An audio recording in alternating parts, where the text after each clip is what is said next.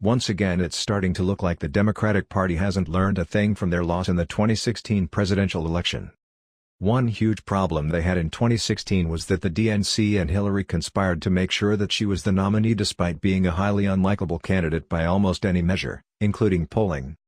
I've always said that from a strictly political point of view, Bernie Sanders may have been able to beat Trump in 2016. However, the DNC and Hillary undermined his campaign, so we never saw that matchup, and instead Hillary was dealt another loss. But it looks as though history is repeating itself for 2020 as the Democratic machine is pushing another unlikable candidate, Kamala Harris, as their anointed and preferred candidate. Kamala Harris is the only Democratic candidate not to have a hit piece run against her in the left-leaning mainstream media. Bernie Sanders, Biden, and Klobuchar have all had hit pieces run against them.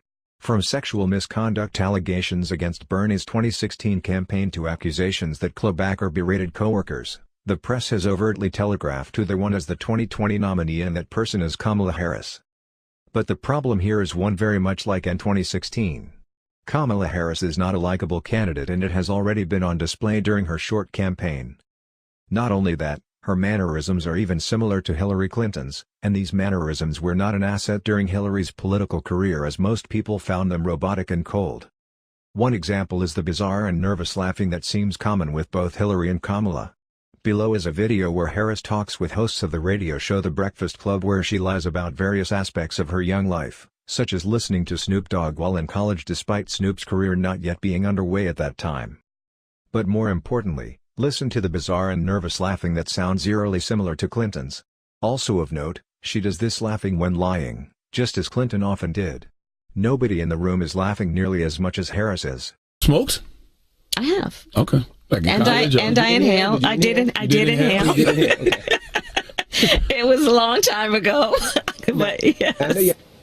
Compare that to Hillary's similar inappropriate and over-the-top nervous laughter. Bernie Sanders said that, quote, the American people are sick and tired of hearing about your damn emails. But there are a lot of people who are not. Well. Including FBI officials looking into whether national security was compromised because of this server. And this is something else that is very confusing to me.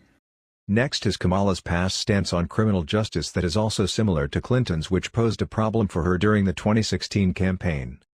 Clinton is well known for referring to young black men as predators when she was championing tougher laws during the 1990s. Kamala Harris has similar issues. Harris has boasted about putting people in jail for weed despite smoking it herself. Not only that, she has boasted about prosecuting parents for the truancy of their children, as you can see in the video below. Also, notice the bizarre, excessive laughing again. And I believe a child going without an education is tantamount to a crime. So I decided I was going to start prosecuting parents for truancy. Well, this was a little controversial in San Francisco. So as we approach 2020, it looks like Democrats are destined to repeat the errors of their past. Kamala Harris is almost identical to Hillary in every way. From her early anointed status by elites in the party, and even in her mannerisms and bizarre inappropriate laughter. Even her flip-flops on policy are similar, as we can see from the videos above. All of this bodes well for Trump approaching 2020.